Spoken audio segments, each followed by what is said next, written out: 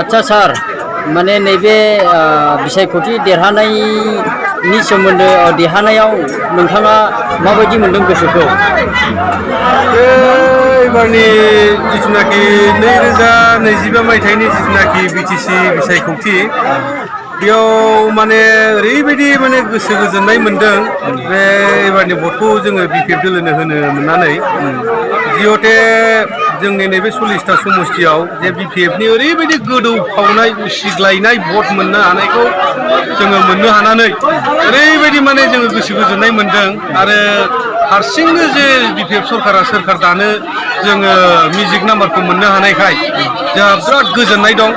आरो जोंनि जिथुनाखि बिटिसि ओनसोलाव 5 बोसोराव बिराद मावनांगौ खामानि दंमोन जिहते बेफोरो मावनांगौआ जेबो माने साक्सेस जायाखै बे 5 बोसोराव थांनाय 5 बोसोराव जिहते बेयाव थालांनाय आद्रा खामानिफोरखौ बहुद मावनांगौखौ एबार बिपिएफ सरकारा मोजाङै मावना होफुंसिगोनखौ माने जोङो मिथिनानै मोनबाय आरो लोगोसे माने भरोसा खालामखायो बे जाफुंसारखाथारगोन। ओमफ्राय नैबे गोबोरखि ओनसोलनिफ्राय नोंथाङा माबायदि हामलायथि हरनो गोसो जायो बिपिएफ पार्टिखौ?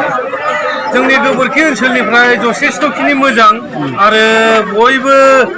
सोरबा जोंनि सिमा समस्तिनि भटारफोर दंमोन बावखुंग्रिनि दंमोन बिथांमोनाबो थांनानै बिपिएफ दोलावनो भट माने दान खालामहैदों आरो बेयाव भट दान खालामनायाव बे समस्ति मोननैयावबो बावखुंग्रि आरो निसिमायावबो जोंनि बिपिएफ दोलोआ मोजां संख्य गरिष्ठता लानानै माने मोजां मार्जिनाव देरहानो हादों आरो नैबे जोंनि जिथुनाखि 14 नं चिरां दुवाराव जोङो बिपिएफ दोलो हिसाबै जेनदोंब्लाबो बहुद खम परिमानाव जेनदों आरो बेयाव जेननायनि खारनावबो बाथ्रा दङ बेयावबो जोङो जि बहुदखिनि जायगायावनो मथा मथि इउपिपिएलनि दोलोफ्रा जोङो मेल मिटिं गानो थांनायाव बा जोंखौ नासयदों आरो जोंखौ बहुद प्रटेक्ट खालामदों बिनि थाखाय जोङो माने खना खफा जायगायाव जोङो हाबहैनानै माने जों मेलखौ लानो हायाखै जोंखौ माने बेफोरबायदि खालामनाया बिथांमोननि थाखाय दा बुजिनांगौ गोनां जाना फैबाय दा निस्सय बिथांमोनाबो बुजिथों जाहाथे बिसायख'थिया बयबो गेलेनांगौ आरो बयहाबो माने राइट दङ बे हिसाबै जाहाथे बेफोरबायदि माबाजों थांनो नाङा जिथुनाखि मोनसे हिंसा सिस्टेमजों माने भटखौ गेलेनो नाङा माने बे मोनसे इन्डिपेन्डेन्ट हिसाबै माने भारतीय संबिधानाव जि दङ जिहते बयहाबो गाव गावनि भटखौ गोसोबायदि होनो